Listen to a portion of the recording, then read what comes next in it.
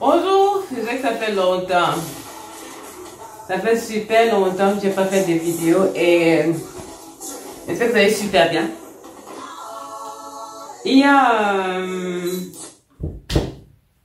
Je voulais recommencer à faire des vidéos lorsque j'aurais vu le film de... J'aurais eu l'immense plaisir de regarder, de voir le film de Dr. Ken, mais bon, après, j'ai pas eu la chance de le faire, j'espère que je pourrai le faire. Alors, il y a quelques semaines, je me rends compte qu'il y a une série qui est lancée sur Canal+. C'est une série de Benedek Kepombia, a.k.a. Mitumba, et comme je dis toujours, j'aime recenser ces séries parce que... pas particulièrement parce que les séries sont bonnes, hein, simplement parce que ça m'amuse de regarder l'évolution, de regarder l'évolution de nos réalisateurs camerounais. Pour ceux qui suivent ma page, vous savez, sur YouTube, à la base, mon but c'est de recenser des critiques. Pas vraiment de critiquer de manière négative, mais c'est de donner des nouvelles clés de lecture aux réalisateurs camerounais dans le cinéma spécifiquement. Je ne critique pas négativement, ma critique est positive parce que je ne me contente pas de dire ça c'est pas bon, ça c'est bon. Je vous dis pourquoi ça ne fonctionne pas. Je dis en général pourquoi ça ne fonctionne pas. Voilà, donc, il y a la série Bataille des chéris qui est...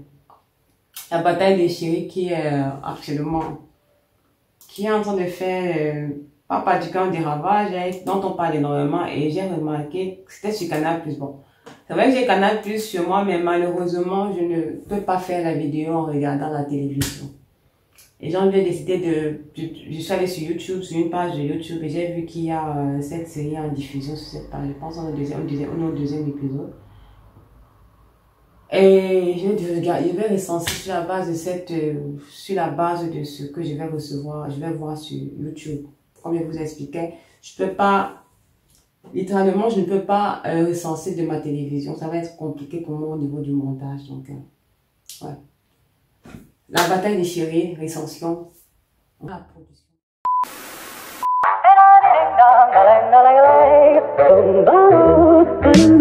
La puissance, gros c'est la puissance, c'est la puissance, la puissance, gros c'est la puissance, c'est la puissance, la puissance. Je vais regarder la vidéo avec vous et je vais critiquer au fur et à mesure des scènes qui vont passer, ce que je vais estimer bien ou pas bien, je vais vous dire ce que je vais estimer. Et je n'ai pas une scalette, c'est-à-dire que je n'ai pas un ordre sur précis. Je vais simplement en fonction de ce que je veux voir, ce que je pense, ce qui me plaît, ce qui me plaît. Si c'est ça, je vais voir beaucoup de choses. Donc on va commencer à la première vidéo. On est là en train de regarder et je suis en train de regarder là pas vraiment le teaser en fait, l'intro de la série. Donc on montre les différents acteurs, je retrouve des noms connus, Jean-Claude Futur, bien muet blanc. Les noms connus du cinéma camerounais, Espérance Congo. Oh ma Mimi, j'adore Mimi, vous pouvez savoir, Mimi c'est l'une de mes actrices préférées dans le cinéma camerounais. Je pense qu'on va déjà la liste d'avoir eu à faire la liste des artistes que j'aime particulièrement dans le cinéma camerounais et elle en fait dans le deuxième proposition de la très naturel déjà. Dans la série, il y a une belle différence. Les intros sont différents, sont beaucoup plus élégants par rapport à d'habitude. Maintenant, après, c'est clair que c'est via IA.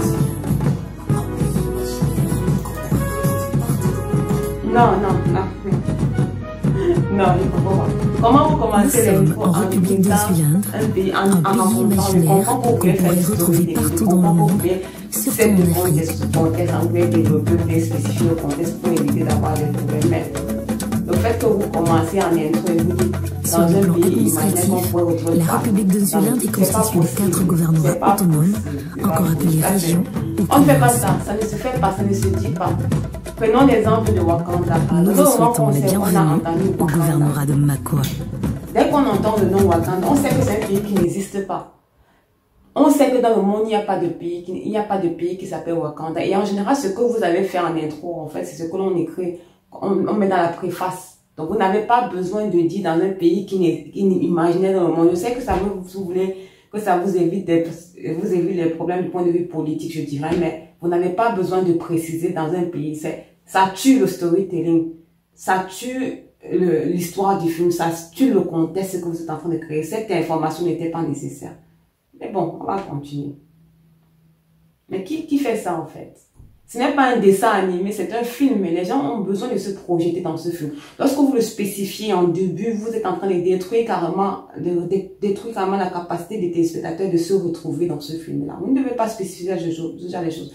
Dès le moment que vous donnez le nom d'un pays, vous montrez un drapeau qui n'existe pas. Pourquoi est-ce que les gens vont penser qu'il s'agit, ils vont associer ça à un autre pays? Même si c'est tourné au Cameroun, même si c'est tourné n'importe où, ça ne se fait pas. Historiquement parlant, cinématographiquement parlant, ça ne se fait pas en général. Ça se fait lorsqu'on parle de bande dessinée. Dans la bande dessinée, on verra ça. Dans des films historiques, comme ça se fait. Mais dans des séries télévisées, vraiment, c'est la première fois que j'entends ça. Mais bon, il n'y a qu'au Cameroun qu'on entend de particularités. Surtout en Afrique. Cette partie a été inutile en fait. Mais bon, on continue. Je vais sauter un peu. Sur le plan administratif, la République de Zulu est constituée de 4 gouvernements autonomes, encore appelés régions ou provinces. C'est pas nécessaire. C'était pas nécessaire. Gouvernement Makwa. C'était pas nécessaire. Mais j'aime le b-roll, les b-roll que vous avez intégré à l'intérieur de l'intro. Et puis, non mais ça c'est pas possible. Vous quittez de raconter une histoire. Vous quittez de raconter une histoire de set de contexte parce que c'est ce que vous êtes en train de présenter la location où le film va se produire. Vous quittez de là. Vous parlez des communes, vous parlez des provinces, après on se retrouve automatiquement dans la chambre d'hôtel. Où est la transition? Non, parlons peu. Où est la transition? Ça dénote d'une absence de storytelling, d'une absence de ligne rouge. En toute chose, il y a une ligne rouge. Les choses n'arrivent pas pour rien. Utilisez le principe de la réalité. Utilisez le principe des 12 doigts de l'univers lorsque vous faites quelque chose. Utilisez le principe de la cohérence dans ce que vous faites. On ne peut pas quitter du coq à l'âne. Vous ne pouvez pas être en train de me décrire les 4 provinces, les 4 régions, et puis vous arrivez de décrire la location, vous me ramenez dans une chambre d'hôtel. Il y a un problème de cohérence. L'histoire ne tient pas. Il n'y a pas de... Like, where are we going? Like, comment quitte des 4 administrations arriver? C'est ça que j'ai dit au début, vous n'aviez pas besoin de raconter cette histoire. Vous n'avez pas besoin de raconter cette histoire parce que ça crée une distorsion de l'information, dissonance. Vous n'aviez pas besoin de raconter cette histoire. C'est qu'à ce moment-là, lorsque j'entends je me retrouve dans une chambre d'hôtel avec un homme et une femme qui sont couchés sur lui, je me dis que, mais, like, moi, j'aurais commencé l'histoire avec un homme qui est en train de sortir, qui est en train de parler à sa femme, et il sort de la maison, il est en train de circuler en route, et quand il circule la rue, maintenant, on est en train il parle, comme dans sa tête, maintenant, il commence à raconter l'histoire du contexte de la location où il se trouve. Mais la façon dont vous avez introduit l'histoire, vraiment, on continue.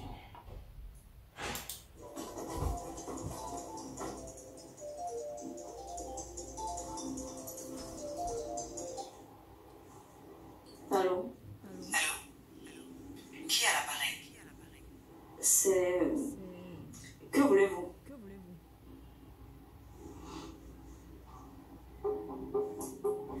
Je peux parler à mon mari. Qu'est-ce que tu fais avec mon téléphone? Mais qu'est-ce qui t'a prise? Désolée, mais je sais pas ce qui m'a prise. Mais c'est ma femme. Tu es folle. Pourquoi tu réponds à ma femme? Et moi, je suis qui? Toi, quoi? Ça quoi y voir? Écoute, mon téléphone c'est hors limite. Ok? Dans ce cas, mon corps aussi est hors limite. Tu l'utilises comme et quand tu veux, non? Bon, chérie, désolé, mais là, il faut que j'y aille. On en reparle après. On n'en même pas. On continue. Une autre erreur. Les prises de vue. Vous avez fait un in and out, zoom in, zoom out. Du lit. Vous avez fait un zoom in. L'action commence quand vous faites un zoom in à l'intérieur du lit. Et après, vous faites un zoom out. What is the scope? Ok, je vais apprécier parce que en général, bon, les caméramans, les caméramans camerounais en général ont tendance à être un peu statiques. Mais dans les 3 dernières années, Je me suis rendu compte en faisant des recensions, en fait, qu'il y a beaucoup plus de moving à l'intérieur des caméras. Et ça, j'apprécie. Mais là, ok, je comprends que vous avez intégré les moving. Je suis d'accord avec vous. Maintenant, le problème qui se pose, c'est pourquoi vous faites. C'est-à-dire, quand vous agissez, vous posez des actes, vous faites des prises de vue juste pour faire ces prises de vue, en fait. Vous intégrez des mouvements de caméra, des zoom in, des zoom out, des prises larges, des prises de fond, juste parce qu'il faut prendre, en fait. Pas parce que ça a une signification. Ça me fait plaisir que vous le faites, ça me fait vraiment plaisir, ça veut dire qu'il y a une évolution, mais il ne faut pas faire pour faire. Quel est le but lorsque vous faites un zoom in, un zoom out sur un espace fixe, sur un lit? Vous pouvez simplement rester en plan serré sur la scène. Vous n'avez pas besoin de faire un zoom in, zoom out, parce que ça n'apporte rien. Ça ne signifie rien, ça n'ajoute rien, ça veut simplement dire qu'ils sont sur le lit. Qu'est-ce que de faire même un zoom in, zoom out, mieux vous commencez par un zoom out avant d'entrer dans le zoom in, avant d'entrer dans l'action pour serrer, faire un plan serré. Là, vous contentez dans du... Bref, on continue. C'est comme tu as fini de t'envoyer en l'air, tu es parti. Je me suis envoyé en l'air seul.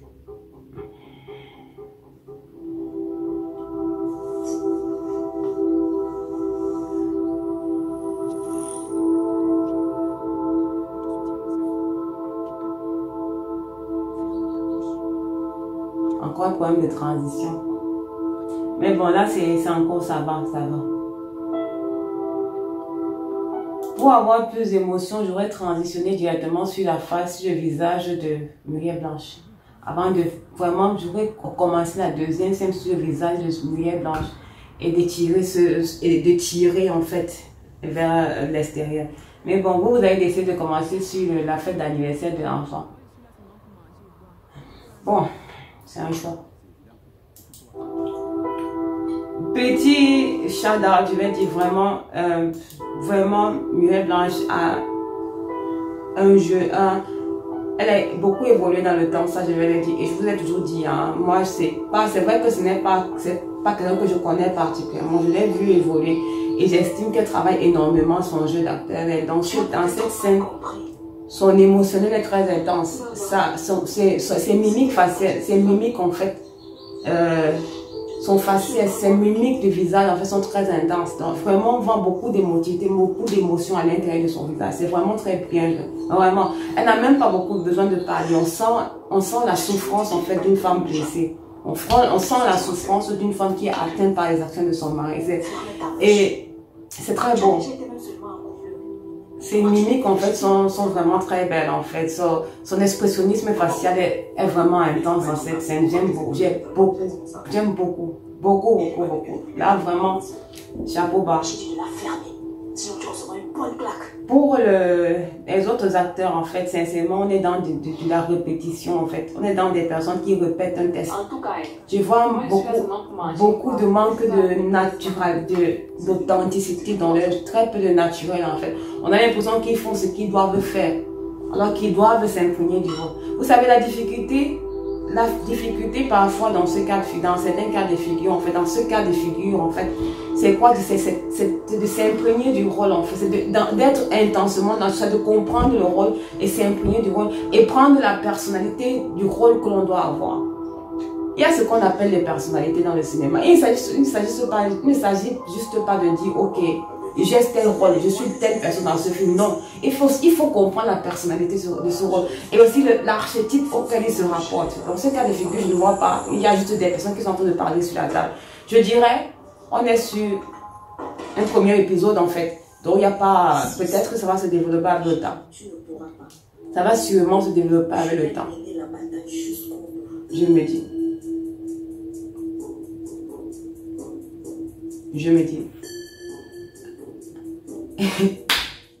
L'autre qui m'a me tue.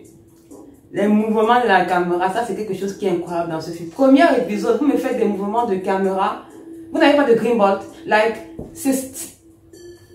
Il y a trop, ça tremble. La caméra tremble. Pourquoi? Parce que la caméra n'a pas de stabilisateur. Ou c'est soit la caméra n'a pas de stabilisateur, ou vous avez des difficultés à retenir votre caméra, ou la caméra est prise en main. Ce qui fait que ça crée ces mouvements tremblants là. Et dans certains cas de figure, dans certaines actions, dans certains actes, ça fonctionne. Mais dans d'autres cas, ça ne fonctionne pas. Dans ce cas de figure, ça ne fonctionne pas. Et dans ce cas de figure, ça ne fonctionne pas. La caméra tremble. Et vous devez avoir des stabilisateurs, vous devez avoir des rebords. Et dans ce cas, vous n'avez pas de stabilisateur, ça ne fonctionne pas. Quel capoin? Ma camarade, Capoelba. Et qui t'a donné la permission? Est-ce que j'ai besoin de permission pour aller à la fête d'anniversaire de ma meilleure? Ok, let's stop it there. Alors, c'est pas possible, ça, c'est pas possible. Je ne l'ai peut-être pas dit au début, en fait, de cette vidéo, lorsque je l'ai commencé, en fait. Mais j'ai comme l'impression qu'il s'agit d'une réadaptation. Et ce n'est pas mauvais. Une réadaptation d'une série espagnole, en fait. Et ce n'est pas mauvais, hein, c'est pas mauvais. Il n'y a rien de nouveau sous le soleil, il n'y a rien de spécial sur le soleil. Là où ça devient mauvais, là où ça ne m'arrange pas, c'est lorsque vous prenez des comportements culturels, des comportements liés à une autre culture, vous l'associez à la culture camerounaise. Quand vous décidez de faire des réadaptations, et si cela est une réadaptation, je tiens à le rappeler, j'ai dit c'est comme l'impression, je peux me tromper. Lorsque vous décidez de faire des réadaptations, rappelez-vous que le storytelling fait partie de ce monde. Et rappelez-vous que chaque fois que vous tournez une série, chaque fois que vous tournez un film, en fait, vous représentez la culture de ce pays-là. En aucun cas, même à mon âge aujourd'hui, je ne peux pas dire à mon père, depuis quand il doit demander la permission. La gifle de ça, la babouche qui va atterrir sur ma face. Ça ne se fait pas. Dans notre culture, ça ne se fait pas. Lorsque vous décidez de réadapter une série ou de produire un film, rappelez-vous qu'il y a plusieurs générations de personnes qui regardent cette série. Rappelez-vous que ça va modifier, ça a le pouvoir de modifier le comportement des individus. Ça a le pouvoir de modifier de manière positive ou négative. Vous ne savez pas qui va regarder cette série. Ça peut être des enfants de 15 ans, ça peut être des enfants de 10 ans, et ça peut être des enfants de 12 ans. Ils peuvent voir cette série, ils se disent, ok, ils voient ça 1, 2, 3, 4, 5 fois. Et ils se permettent de répéter les mêmes choses parce que les enfants grandissent sur le principe de la répétition. La répétition et l'adaptation. Ils peuvent voir le comportement de cette jeune fille. Cette jeune fille qui reprend à son père depuis quand je dois demander la permission pour aller à la nuit. Dans notre culture, ça ne se fait pas. You cannot do that. Pourquoi vous reproduisez un comportement que vous savez que dans la culture, la culture que vous vendez, ça ne se fait pas? Vous allez me dire, oh non, c'est le modernisme. Non, c'est pas dans nos mœurs. C'est pas dans nos mœurs. Et ça revient au problème de ces jeunes filles que j'ai vues sur Facebook, qui tuent des gens, qui se blessent, qui se brûlent le corps. Parce qu'on les a donnés, on leur montre une éducation via la télévision qui estime que ce comportement est juste et les parents ne bloquent pas. Vous ne pouvez pas donner ce genre d'informations, accepter ce genre de comportement ou intégrer ce genre de comportement à l'intérieur des... Si vous voulez qu'on conserve la culture camerounaise, si vous voulez qu'il y ait ce respect, si vous voulez que notre culture reste solide comme elle a été depuis des schèmes, comme elle a été.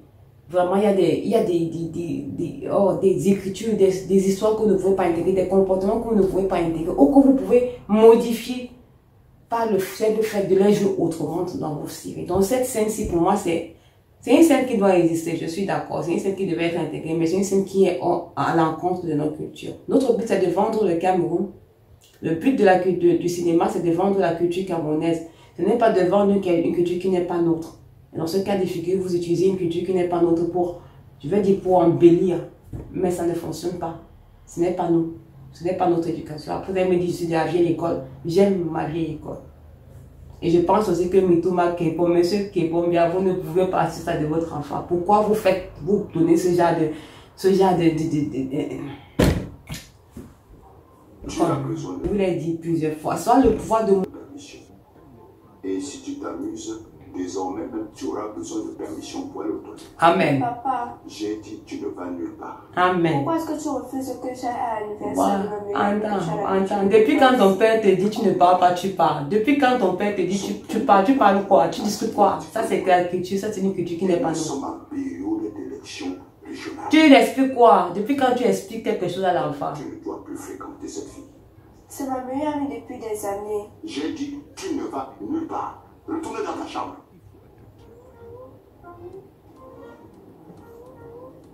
Là par contre, j'aime bon le tour cyclique en fait de la caméra est très bien fait.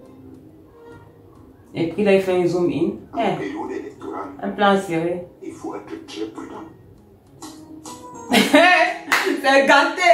On a les plans en air. Et Bénédicte qui vont bien, le gars a pris les plans aériens. Donc ça veut dire qu'il a utilisé probablement, on les appelle les appareils là, comment j'ai oublié. Ah, attends, là, il n'y a rien. On fait ça avec quel appareil, j'ai oublié. Ah, il n'y a rien.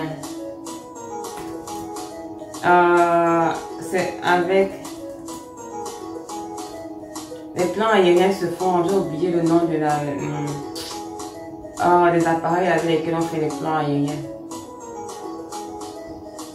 Bref, il a fait cette scène, il a tourné cette scène avec les plans aériens. Ok, d'accord, tu voulais apporter beaucoup de professionnalisme, like, what is the need, like, why? Why? Like, why? Why? Like, why? Je comprends l'idée, c'est même très beau, mais je me demande la question, c'était quoi le but en fait? C'était pour montrer une rangée d'enfants sur une table à distance.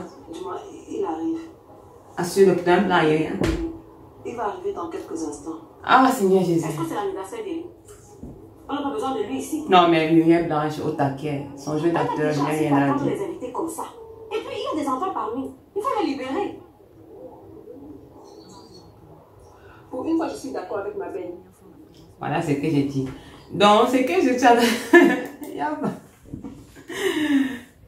Écoutez, je ne dis pas, sincèrement pour l'instant là, je ne vois rien de notoire en fait, de particulier sur le jeu d'acteur des autres acteurs. Je connais même pas le nom des autres acteurs. Mais il y a une chose qui m'amuse en fait, c'est il n'y a pas de,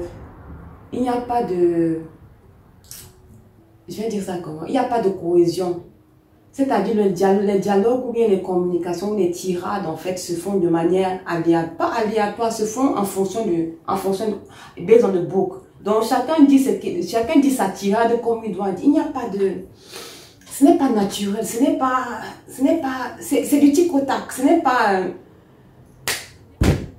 Oh, ça fait tellement longtemps que je n'ai pas fait ces recherches, que j'ai perdu les paroles, que les mots que j'utilise, mon jargon, mais bon, c'est pas grave, ça va me revenir. Il n'y a pas de... Ça ne coule pas, ça ne donne pas. Chacun dit ce qu'il doit dire. Il ne dit pas ce qu'il faut dire, il ne dit pas comme il doit dire.